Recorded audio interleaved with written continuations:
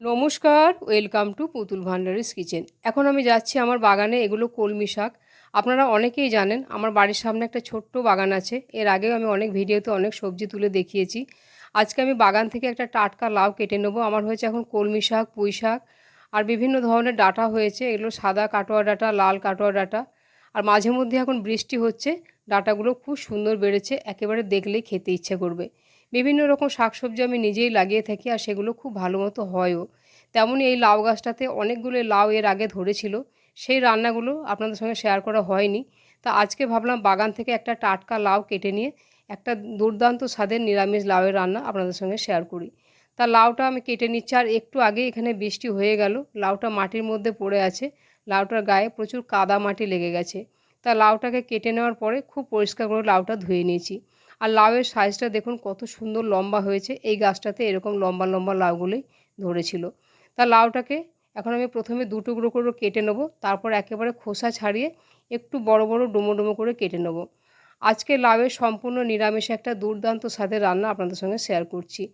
আজকে লাউটার জন্য এইভাবে লাউগুলো কেটে নিতে হবে। কেটে নেওয়ার পরে লাউটাকে পরিষ্কার করে ধুয়ে নিয়েছি।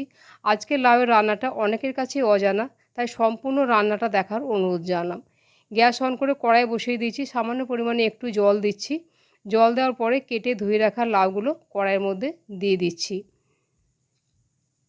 লাউটা দেওয়ার পরেই লাউয়ের মধ্যে দিয়ে দেবো নুন, তাহলে লাউটার থেকে খুব তাড়াতাড়ি জল ছেড়ে দেবে। আর লাউ সাধারণত জল দেওয়ার প্রয়োজন হয় না, লাউয়ের জলেই লাউ সেদ্ধ হয়ে যায়, এটা আমরা সবাই জানি। নুনটা দেওয়ার পরে একবার ভালো করে নাড়াচাড়া করে দিলাম। রান্নাটা দয়া করে আজকে স্কিপ করে দেখবেন না, একেবারে সম্পূর্ণ অজানা একটা লাউয়ের রান্না আপনাদের সঙ্গে শেয়ার করছি। রান্নাটা তাই সম্পূর্ণ দেখার অনুরোধ জানাচ্ছি। এখন এটাকে ঢাকা দিয়ে লাউটাকে সেদ্ধ করে নেব। এদিকে একটা আমি তড়কা প্যান বসিয়েছি, টেবিল চামচে 1 চামচ পরিমাণে সাদা তিলকে একটু শুকনোভাবে নাড়াচাড়া করে ভেজে নিতে হবে। তবে খেয়াল রাখতে হবে তিলটা যাতে পুড়ে না যায়। ভাজতে ভাজতে আপনারা বুঝতে পারবেন যখন তিলটা থেকে খুব সুন্দর একটা গন্ধ বেরোবে ভাজার, অথচ কালো হয়ে যাবে না, এরকম হালকা একটু লাল কালার হবে, এরকম পর্যন্ত ভেজে নিয়ে এটাকে আমি নামিয়ে রেখে দিচ্ছি।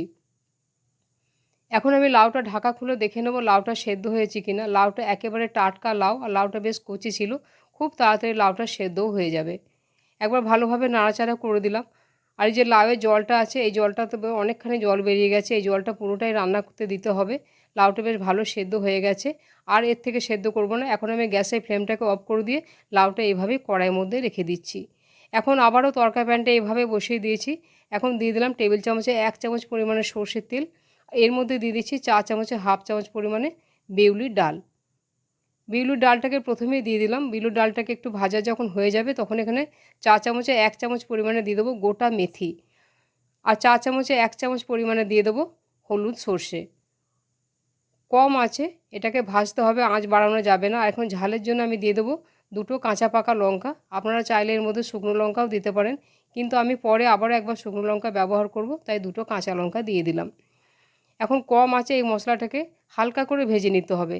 মশলাটা যাতে কোনো মতেই পুড়ে না যায় সেটা খেয়াল রাখতে হবে। এই মশলাটা পুড়ে গেলে রান্নাটা পুরোটাই তেতো হয়ে যাবে, তাই মশলাটাকে খুব সাবধানে হালকা করে ভেজে নিতে হবে। এই ভাজা মশলাটা থেকে দেখবেন যখন একটা সুন্দর গন্ধ বেরোবে তখন বুঝবেন যে ভাজাটা হয়ে যাবে। মেথি আছে, সর্ষে আছে, তাই এটাকে কোনো মতেই পুড়িয়ে ভাজা যাবে না। প্রয়োজন হলে গ্যাসের ফ্লেমটাকে অফ করে দিতে হবে, গরম তেলেই মশলাটা ভাজা হয়ে যাবে। খুব সুন্দর হালকা হালকা একটা গন্ধ বেরোচ্ছে, আর বেশ ভালো করে ভাজাও হয়ে গেছে মশলাগুলো, অথচ পুড়েও যায়নি। এখন গ্যাসের ফ্লেমটা আমি অফ করে দিলাম, এই গরম তেলেই বাকিটা ভাজা হয়ে যাবে।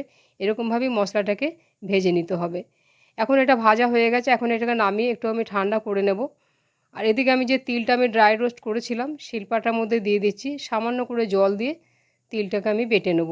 আপনারা চাইলে এটা মিক্সিতেও বেটে নিতে পারেন। আজকে যেভাবে আমি লাউটা রান্না করছি, এর আগে হয়তো আপনারা এই রান্নাটা অনেকে খেয়েছেন বা অনেকে হয়তো খাননি। একেবারে সম্পূর্ণ অজানা লাউয়ের একটা দুর্দান্ত রেসিপি। এইভাবে লাউটা একদিন রান্না করে খেয়ে দেখবেন, অসম্ভব সুস্বাদু হয়, একেবারে নতুনত্ব একটা স্বাদ। তিলটা বেটে নিয়েছি, আর যে মশলাটা আমি তেল দিয়ে ভেজেছিলাম একটা ছাঁকনির মধ্যে তেলটাকে ভালো করে ছেঁকে নিতে হবে। একটু চামচ দিয়ে চেপে চেপে তেলটাকে পুরো ছেঁকে নিচ্ছি। আর কাপের মধ্যে যে তেলটা আমার বেড়েছে এই তেলটা আমি রেখে দেবো, এই তেলটা আমি রান্নাতে ব্যবহার করব, তাই তেলটা এইভাবে রেখে দিচ্ছি। এখন যে মশলাটা আমি ভেজে নিয়েছিলাম শিলপাটাতে দিয়ে দিচ্ছি মশলাটা। এটা খুব ভালো করে ভাজা হয়েছে, তাই এটা জল দেওয়ার প্রয়োজন নেই, এটাকে এরকম শুকনো শুকনো একটু দানা দানা করে এটাকে আমি বেটে নিচ্ছি। লাউয়ের তো আপনারা অনেক রকম রান্না খেয়েছেন, আমার চ্যানেলেও অনেক রকম লাউ রান্না দেওয়া আছে। এই রান্নাটা একেবারে নতুন একটা রান্না। এভাবে একদিন করে খাওয়ার অনুরোধ জানালাম। খাওয়ার পর আপনারা কমেন্ট করে জানাবেন যে এই রান্নাটা আপনাদের কেমন লেগেছিল। মশলাটাকে বেটে নিয়েছি, হাতে করে বেশ একটু ভালো করে মিশিয়ে দিলাম। মশলাটা খুব টাইট করে বেটেছি। এর মধ্যে আমি জল দিলাম না, জল দেওয়ার প্রয়োজন হয় না। এই মশলাটাই এই লাউ রান্নার স্বাদটাকে দ্বিগুণ বাড়িয়ে দেবে। এদিকে আমার গ্যাস অফ করা আছে। এই বেটে নেওয়া মশলাটা অফ করা অবস্থাতেই আমি দিয়ে দিলাম লাউয়ের মধ্যে। এখনও গ্যাস অন করিনি, খুব সামান্য 1 চিমটে পরিমাণে দিচ্ছি হলুদ। হলুদ না দিলেও হয় এই রান্নাটাতে, দেখতে ভালো লাগার জন্য দিলাম। আর খুব সামান্য পরিমাণে একটু ঝাল লঙ্কার গুঁড়ো দিলাম। আর এখানে দিয়ে দিচ্ছি সেই বেটে রাখা তিলটা। টেবিল চামচে 2 চামচ পরিমাণে টক দইকে ফেটিয়ে রেখেছিলাম, ফেটানো টক দইটা দিয়ে দিলাম। এখন গ্যাসের ফ্লেমটাকে আমি অন করে দেবো। গ্যাসের ফ্লেমটাকে অন করে দিয়ে কম আঁচে এটাকে নাড়াচাড়া করে খুব ভালো করে এটাকে মিশিয়ে নিতে হবে। প্রথমেই আঁচটা বাড়িয়ে দিলে দইটা কেটে যেতে পারে, তাই কম আঁচে এভাবে কিছুক্ষণ নাড়াচাড়া করব। লাউ সেদ্ধ হয়ে গেছে, কিন্তু লাউয়ের মধ্যে অনেকটা জল আছে, তাই আর আমি ঢাকা দেবো না, তাহলে লাউগুলো খুব বেশি গলে যাবে। তাই গ্যাসের আঁচটাকে বাড়িয়ে দিয়ে লাউটাকে এই গ্রেভিটা একটু শুকিয়ে নিতে হবে। তবে লাউটা আমি একটুখানি টেস্ট করে দেখে নেবো যে নুনটা কম আছে কি না। আমার মনে হচ্ছে নুনটা কম হতে পারে, তাই একবার টেস্ট করে দেখে নিলাম নুনটা একটু কম হয়েছে। তাই একটুখানি নুন দিয়ে দিলাম, কারণ এতে আমি টক দই দিয়েছি। নুনটা দেওয়ার পরে আবারও ভালোভাবে নাড়াচাড়া করে দিলাম। রান্নাটা এখন আমার সম্পূর্ণ হয়নি, কারণ এতে আমি এখনও তেল দিইনি। এতে আরও কিছু উপকরণ মেশাবার আমার বাকি আছে। এখন গ্যাসের আঁচটাকে একটু কমিয়ে দিয়ে এভাবে রান্নাটা আমি হতে দেবো। এপাশে একটা তড়কা প্যান আবারও বসিয়ে দিয়েছি। যে তেলটা আমি মশলাটা ভেজেছিলাম ওই তেলটাই আমি দিয়ে দিচ্ছি। হাফ চামচের মতো তেল আছে, খুব বেশি রান্নাটায় তেল দেওয়ার প্রয়োজন হয় না। তেল যখন গরম হয়ে গেছে চা চামচে হাফ চামচ পরিমাণে দিয়ে দিচ্ছি কালো সর্ষে। আর এখানে দিয়ে দিচ্ছি 2টো শুকনো লঙ্কা। আর বেশ কিছুটা পরিমাণে ফ্রেশ কারি পাতা দিয়ে ফোড়নটাকে তৈরি করে নেবো। আপনারা দেখলেন একেবারে সাধারণ ঘরোয়া মশলা। ঘুরিয়ে ফিরিয়ে যদি একটু অন্যভাবে দিয়ে নিরামিষ দিনে রান্নাগুলো করা যায়, একই সবজি একই মশলা, খেতে কিন্তু দুর্দান্ত লাগে। বাড়ির সকলেই খুব পছন্দ করবে এইভাবে একটু ঘুরিয়ে ফিরিয়ে নিরামিষ রান্নাগুলো করে দিলে। ফোড়নটা তৈরি করা হয়ে গেছে, এখন আমি তরকারিটা দেখে নিচ্ছি। তরকারিটা গ্যাসটা একটুখানি কমিয়ে রেখেছিলাম, একেবারে মাখো মাখো হয়ে গেছে। খুব সুন্দর লাগছে তরকারিটা দেখতে, আর একেবারে দুর্দান্ত স্বাদের হয় এই লাউ রান্নাটা। এখন আমি এতে স্বাদ মতো দিয়ে দেবো একটুখানি চিনি। একে তো নিরামিষ রান্না, তার উপর একটু টক দই দেওয়া আছে, তাই একটু মিষ্টি দিতেই হবে। তবে ঝাল মিষ্টিটা আপনারা আপনাদের পছন্দ মতো কম বেশি করে নেবেন। এখন যে ফোড়নটা আমি তৈরি করলাম এই ফোড়নটা দিয়ে দিচ্ছি।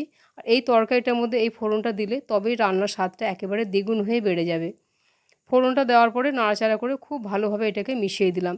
এই তরকারিটা রুটি বা ভাত দিয়ে খেতে একেবারে দুর্দান্ত লাগে। তরকারিটা দেখতেও যেরকম সুন্দর হয়, খেতে একেবারে দুর্দান্ত স্বাদের হয়। আজকের লাউ রান্নার রেসিপিটা যদি আপনাদের ভালো লাগে প্লিজ একটা লাইক শেয়ার কমেন্ট করবেন। আর আমার চ্যানেলটিকে সাবস্ক্রাইব করে নেওয়ারও অনুরোধ জানালাম। রান্নাটা সম্পূর্ণ দেখার জন্য ধন্যবাদ। আবার দেখা হবে অন্য কোনো রেসিপিতে। সবাই ভালো থাকবেন। নমস্কার।